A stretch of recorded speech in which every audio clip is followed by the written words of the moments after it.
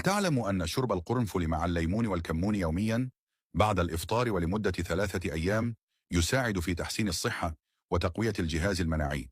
فهذه التركيبة الطبيعية ليست فقط لتخفيف السعال وتهدئة التهاب الحلق، بل تساعد أيضا في تنظيف الجهاز التنفسي من البلغم، وتقلل من ألم الصداع وضغوطات الرأس. القرنفل معروف بفوائده المضادة للبكتيريا والفيروسات، وهو يساعد في مكافحة التهابات خاصة في منطقة الحلق والجيوب الأنفية.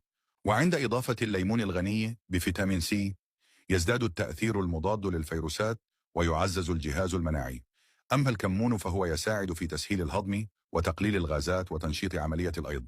هذه الوصفة تعتبر خفيفة على المعدة، ويمكن تجربتها في فصل الشتاء لتقوية المناعة وتحسين التنفس.